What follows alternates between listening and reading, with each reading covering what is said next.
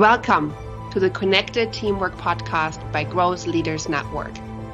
How do we learn to truly thrive together? How do we stay connected to our authentic selves, each other, and our purpose as a team, especially when challenged? How do we unlock the deeper levels of group intelligence? Enjoy this episode of the Connected Teamwork Podcast and learn practical tools to evolve the connectedness of your team to its next level.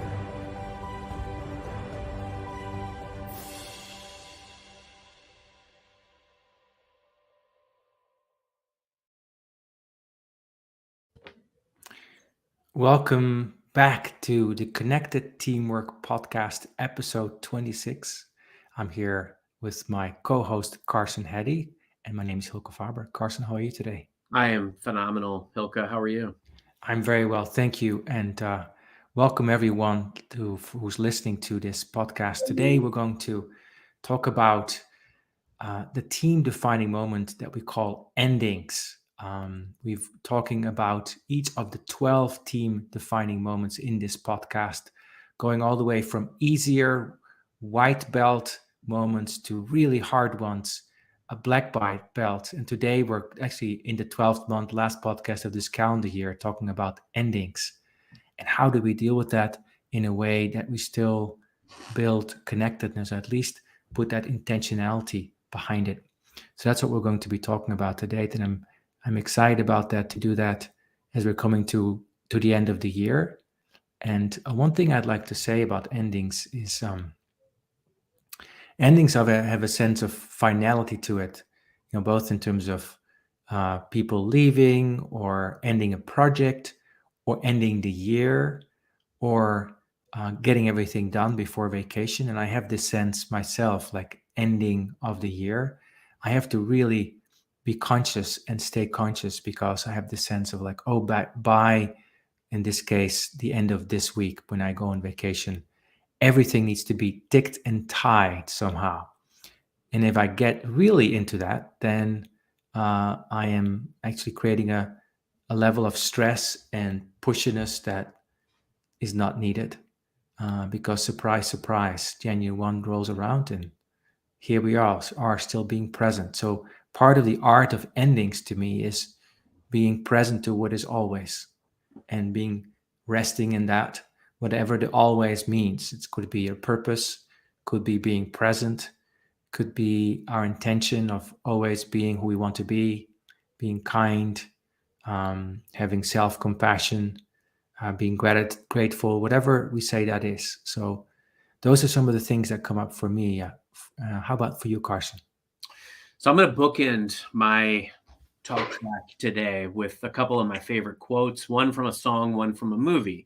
And so the way I'm going to start is with this quote. And if you know where this comes from, feel free to put it in the chat. But from a song, every new beginning comes from some other beginning's end. That is one of my favorite quotes. And the reality is, I love the tapestry, Hylke, because what we're talking about today in endings really bleeds back to some of the prior sessions that we've had. We've recently touched on pain. We've touched on uncertainty. There's legitimate pain and uncertainty that can often come from endings. And as I prepped for today's session, I thought of 7 distinct endings in my professional career that each beget a journey and a door to very different teams, very different experiences, very different leaders, and very different opportunities. So what comes up for me is, what is this leading to? And being able to really acknowledge the feelings that we're having when things are coming to an end. There's opportunities that come about to have relationships come full circle on your existing teams, but also opportunities to find new relationships, find new enriching experiences. But I think it all begins with acknowledging the inevitability of endings. I always like to tell people, especially people that I coach that are going through challenging times, nothing good or bad lasts. Your high moment, your winning, and the momentum that you have will inevitably ebb and flow. But in the same token, when you're feeling like you're down at the bottom, you're trying to be getting back out of the quicksand or whatever may have you, those times won't last either. So even if you're going through a bad time, those times will also end. Inevitably, there are endings to every period. Knowing that will transpire and looking at each ending as an opportunity is where I try to train myself and my teams. Beautifully said. I love that every ending is also a new beginning. One thing that I want to talk about today in terms of ending is the ending of a belief system. So the ending of an identity, you could say, of I should be this person. And I think the holidays is a wonderful time to reflect about who have I been and what parts of me am I okay for to end? Like what parts of me, what beliefs I have about myself, whether it's being like the person who's always perfect or the person who has always got it together or the person who's always peaceful or the person who's always winning or the person who always rescues everybody or whatever that is. And even things that are not healthy, when they end because of our human makeup, we still have a sort of attachment to them. And so endings come with maybe some sadness, even if we leave something that's not healthy for us, a belief system. If we're very used to being the perfect one, and then we're suddenly in a situation where things are not perfect, or we are not perfect, and we are realizing we can't be perfect, and actually that it pulls us down, we might actually find it hard to step out of that. And I think that's one part about endings that I'm thinking about at the end of the year. Like what parts of me that have maybe helped me in the past, am I willing to let go of? And one part for me, Carson, today is the one that is always in control. Like there's a sense of having to be always in control of what happens, with I was just doing some end of year bookkeeping. What happened with taxes, finances, bills, what happens with my business next year, the clients that I work with, and all of these things. It's a sense of what happens in my family. All of these things are a way of holding on to things and trying to control things, putting energy that actually that's not helpful. Whereas if I say like, oh wait, I can let go of that. There's a sense that's a new beginning. That's a new beginning. I was like, oh, it's okay. I've been around for 51 years. Every day is a new day, right? So tell me, Carson, I'm very curious about one of those 7 moments that was important for you in terms of endings and what you learned from it. Can you speak about that? Absolutely. And I appreciate the fact that you called out the opportunity that exists when you turn a corner, turn a page. It's a new year, a new quarter, or new opportunity. There's a natural opportunity to really reflect and self-assess and figure out, what do I want to be in this new opportunity, new year. But sometimes we don't get the opportunity to decide that something's going to end. One of the most significant endings in my career, I vividly remembered this for a long, long period of time. I was in a leadership role and it ended abruptly, unforeseen. And there were a lot of things about that job that I loved and enjoyed. I was very much in a comfortable setting. I was very well respected. And having that come to an end was a catastrophic blow to me at that time. I actually thought at that moment that was the peak of my career, that I would never exceed or regain the status and the standing that I had at that moment. And it did take me a year to ascend to a point where I felt like I had exceeded both from a standing perspective, from a fulfillment perspective, but also from a financial perspective. But what's funny is now looking back, I far eclipsed where I was at that moment. And while that was my goal to get back to that, where I felt like I was at that summit, that peak for so long, now I don't even think about it or give it a second thought. There are a lot of lessons and learnings that I took from that time, things that I wish I had done differently or better, relationships that I had handled in a different way. But that's the beauty of the conglomeration of a career and of a life, is you can look back at these key moments and learnings, and I can conduct myself differently at 45 than I did in my 20s or my early 30s, as an example. And I think that's the beauty of the momentum of, there's an ending, there's a chapter that closes, but we can take from that very different things. Now, when I've known that endings were coming, what I really appreciate is that there's an opportunity sometimes for relationships to come full circle. People that maybe you know that you're no longer going to be working with, you can stay in contact with them. You can still be a mentor or a mentee with those folks. But when endings are going to happen or do happen that you don't foresee, it forces you to address that feeling and to self-assess and look back on the learnings. And there may have not been anything that you could have done to prevent the ending. But the ending may not be the catastrophic change that you thought it would be. It could be a wonderful inflection point for you to take the learnings that you had to go forth, create new relationships, and forge a new path. And that's what it was for me. And it has been multiple times. Really appreciate that sense of going through endings. When you're in it, it may feel catastrophic. There's a person called William Bridges who has created a beautiful model about this, about transitions, where we go through this, where it's important to acknowledge that because we are emotional beings, that it's not like, okay, celebrate the new beginnings. There's stages we go through, and there's 3 stages he names are endings, the neutral zone, and new beginnings. And the ending zone is where there's sense of like resistance and sadness, and I don't want this to happen. I think about a relationship that I had with a colleague this year, where I could see the end coming, but then I didn't want it to happen. So I was putting all my mental faculties in mind to make it happen somehow. And then when it became clear that it didn't work out, and when I had to make some hard calls on that,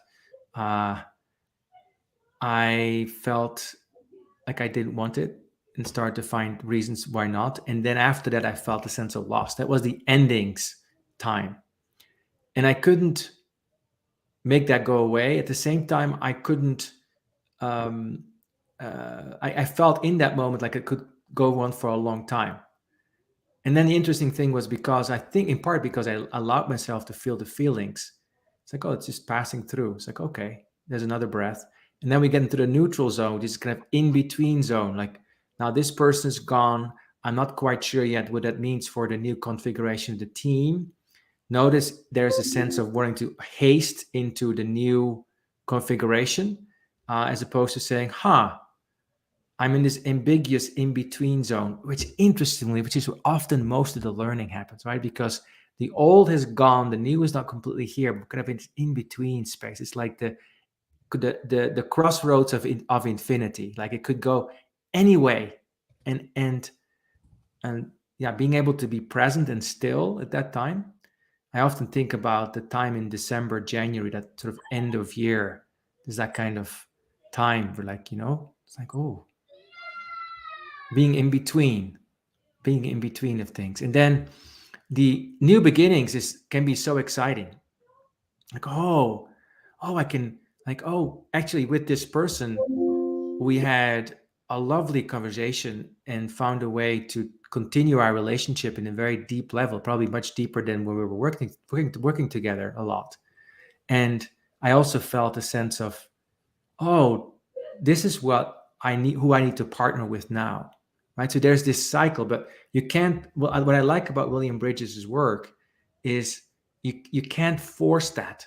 So, it's not like sort of this maybe new age stuff taken to an extreme, like, no, everything is an opportunity, be joyful. No, be joyfully sad, be joyfully ambivalent, be joyfully in the newness. So that's what's coming up for me as I think about these examples. Before we take a break, Carson, what is one thing that you want to say to somebody who might be in the midst of this endings gobbledygook? look at the opportunity for the ending as an opportunity for connectedness. In the back half of this segment, I want to talk also about when should you make the decision to end something, because I think that can also be a really important decision that we struggle and grapple with. But being able to look at an ending as an opportunity for connectedness.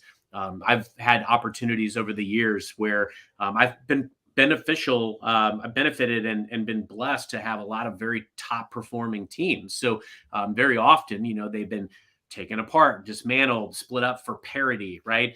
And so during times like that of change, there are opportunities where the team has some unrest and some uncertainty, and it's important to be that calm in the storm, be that steady hand on the wheel as a leader, to ensure that there is connectedness and that you're giving a smooth transition to maybe people that are moving away from your team, that you're still staying connected with those folks and still learning from them and sharing ideas, but also that you're making sure that your team feels supported. And sometimes the most important thing you can do is sit in the angst, sit in the pain, sit in the uncertainty with them, listen, help ensure that they feel supported. So always look for the opportunity to connect and ensure connectedness in times of endings.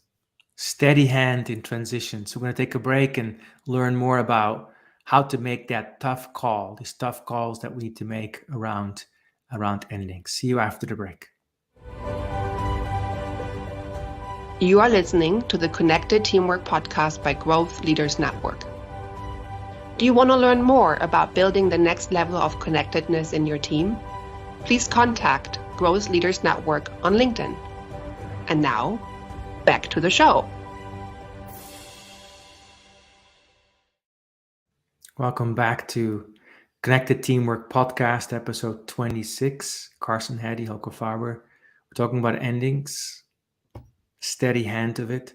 As I'm listening to you and I'm reflecting on our conversation, I'm almost feeling a sense of like sitting back in my chair, right? And just letting it happen, not having to get super involved. Just like I'm living in Phoenix, Arizona. Finally, the deciduous trees are becoming yellow and the leaves are starting to fall. It's a few months later than many other parts of the country. And it happens. And then interestingly, the new leaves are going to come again in March. So tell me about the tough calls, Carson. Yeah.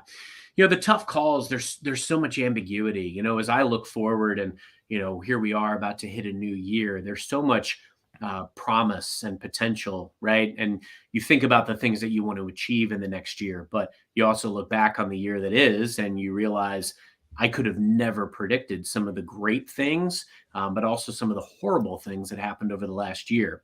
But sometimes we grapple with making changes, right? Is this something that I should do differently, or should I take that new job, or should I look for a new career or a new opportunity or a new team to work for? And we've all been there at various times. And I can tell you there's been times where I made moves and on paper that move didn't pan out. But the reality is I look back and it was a stepping stone that led to something else. And if I look back on my career today, even the worst mistake move that I ever made, if I hadn't made it, I wouldn't have wound up where I am. So there's an important tapestry to those changes. But when should you make the decision to end something? And that's very hard because at the end of it, it rests on you. And I've done a lot of different exercises, scorecarding it, giving rankings to what I was looking for. What were the most important things? Fulfillment, opportunity for learning, opportunity for growth, opportunity to work for leaders that inspire me. I've often gravitated towards people in my career. Every move that I've ever made in my career has been either because of relationships or reputation or both, but mostly because of relationships, gravitating toward the opportunity to work with and for people that I believe in, for a cause that I believe in, and to do things that I feel like I'm uniquely able to bring something valuable to. I need to feel fulfilled in those opportunities. We make a lot of decisions for a lot of different reasons. I've got to support a family. I've got to make sure that I have benefits to support a family. And we don't always get to choose our dream job and go out and do our quote unquote dream job. But there are a lot of ways that we can infuse what we love to do into what we do. There will come a time when, as I said before, nothing good or bad lasts. You may have a job that you love, but something may change. You may get a new manager, They may completely change what your business does. You may be acquired. You may be spun off. There may be a merger. Things will change. There could be cataclysmic changes, seismic shifts into what you do, and the parameters, the playing field changes. And so I think the key element, Hylke, is to always make sure you're investing in relationships and that you're aware of what else might be out there that could fulfill and fuel you. But when you reach an impasse, when you reach that inflection point where you feel that, hey, I'm not learning, I'm not growing, I'm not being fulfilled in a way that I want to be fulfilled, it may be the time, not necessarily is, but may be the time to start looking at what might be a next path. But instead of looking at job descriptions, I would look at people, and I would look at people and relationships that you can connect with that might lead you to whatever your next step may be. I may be looking at writing out what my dream job would look like on paper. And I always challenge people to infuse what you can into what you do, but also that can help you start to train your brain to think about who might be the types of people that could put me in a position to do more of what is going to fulfill and fuel me. It's less about job descriptions and companies. It's more about people, leaders, and relationships. And when what you do inevitably will end, what might you want to do next? Start exploring. I hear you. You're saying that, talking about the art of creating possibilities, because the mind, when tunnel vision has this, it has to be this way or else it's a catastrophe. And this is also the lovely value of community. Like when you notice that it's not just this one relationship, this one friendship, this one way of being of service, this one way of appreciating or being appreciated. There's so many ways, because I'm part of a community, whether it's a community of colleagues, community of people that I think about for potential clients, community of clients, community of people that I am looking for as suppliers. There's so many different ways that we can be part of a much larger network, which makes an ending much more like a switch than something that feels very catastrophic. I want to reflect a little bit more about this idea of the tough calls, and tough calls meaning that we get attached. I get attached to things. I get attached to people. I get attached to situations. I get attached to ways of being. I just am, and I think that's part of being human being. I would say I'm stubbornly attached. I remember a time, and I wanted to share this as an example from years ago. I was part of a company, and we as management group were not getting along. We had great ambitions, great intentions, but at some point it became very clear that we just had different values. And I think now looking back, we all try to convince the other person to join us in our values. And of course, that doesn't work. Often what happens in these situations is there's some kind of pivotal moment, right? That something happens where all these values come to the fore. So we had to make a decision, and I had to make a choice whether I was going to go along with that decision. And I'll leave the decision for what it was for this podcast. And that afternoon in the meeting with my colleague says, yeah, I'll do it. And inside of me, something was like, no, you can't do that. It's like totally out of integrity. But I did it anyway. And, I said all the right things. I was appreciative, all this stuff. No, I go to sleep. I wake up at 2 a.m. Right up. It's like hit by a lightning bolt. No, you cannot do this. You are lying to yourself. You are not being truthful. You're not in integrity. Yes, you're right. What you are right now is scared of what might happen if you're really going to sit in the seat of your integrity. Wow. There was such peace that came online after that. It wasn't happy peace. It was sort of a sad, grateful peace. Like, I also felt the tenderness of, therefore, the transition I had to make. And that was one of the best decisions I've made. after that to leave, and it was in the end better for everyone. Everyone ended up in much better situations than we were before. So that's something I would encourage the listeners to think about. Not to force that situation or decision, but when we're staying really rooted in who we are, every ending is just one more invitation to get a little bit closer to what we are. So, Carson, we're close to finishing the ending of this conversation about endings. What do you want to say by way of closing? Yeah, no, this has been a wonderful episode, and I hate to see it come to an end because we could go on and on about endings. But I think there are a multitude of different endings, and I mentioned I was going to bookend with one final quote, and this is actually from a movie that I loved in the '80s. Nobody will guess it, but every destination is but a doorway to another. And that's the reality, is there is no true ending, because you will propel yourself forward into some new incarnation, some new iteration. I can tell you right now that while I've had 7 very distinct endings in my career, I rely on relationships and skills from the whole sum of the parts at this moment in time. I hired somebody back in 2008 that I was one of the most impressive people that I've ever worked with. And I managed to refer them into a team for my current company about a year ago. And so that's how these relationships can continue to transcend, and how you can find real connectedness. When you make decisions about your own endings, weighing the totality of what you know about where you might go, and then being able to figure out the balance of risk, compare the trajectories of each path. Scorecard out, like, is this going to be a viable path based on the things that are important, like putting food on the table, benefits, fulfillment, learning, growth, people that you get to work with? Which one's better? And I've had decisions that I've made to stay as a result of that. I've also made decisions to go. I made a move this year where I could have stayed where I was in a project and a division that I had been in for the last 4 years, and I could have been very, very happy. But I saw an opportunity to do something new, acquire new skills, work with a team of people that I knew and trusted and loved, and I made that move. And I'm very glad that I did, even though I miss some of my old colleagues and still talk to them regularly.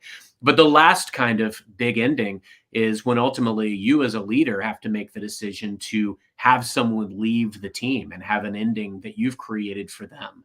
And that can be a very difficult part of the process when you are ultimately the one who leads someone else to their ending as a part of your team or your organization.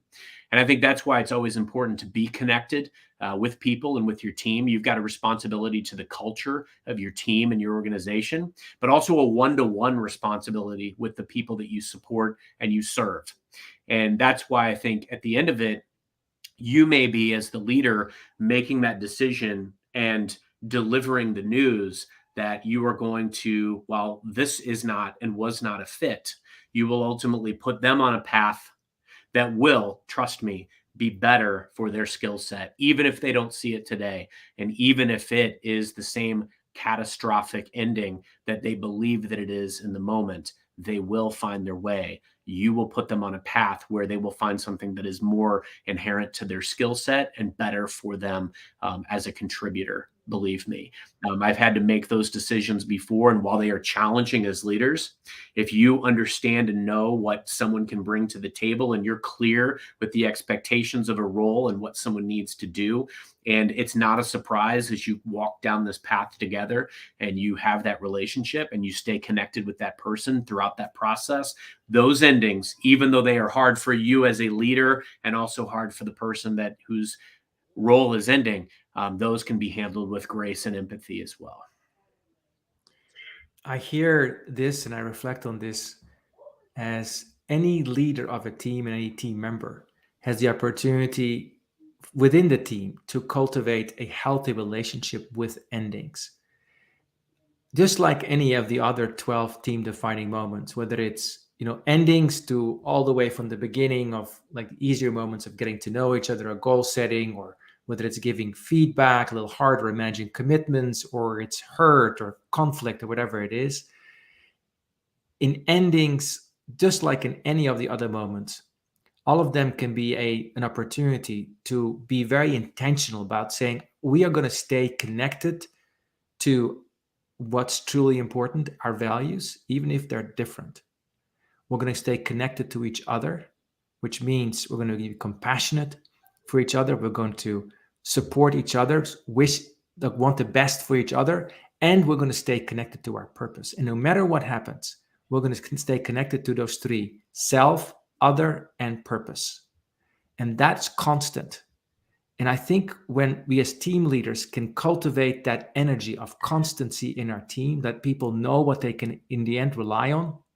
No, it's not life job security. Everybody knows that that's not true.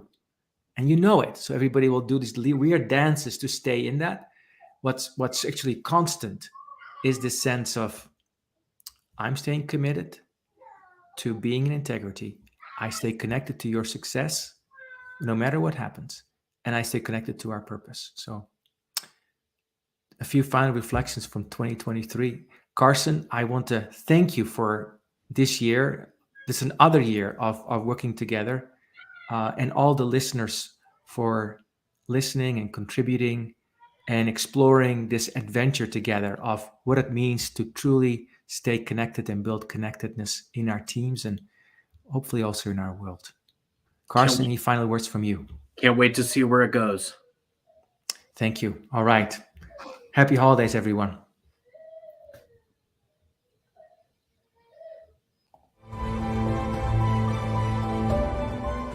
Thank you for listening to the Connected Teamwork podcast by Growth Leaders Network. Take a moment to reflect on what you learned today that can help build your team.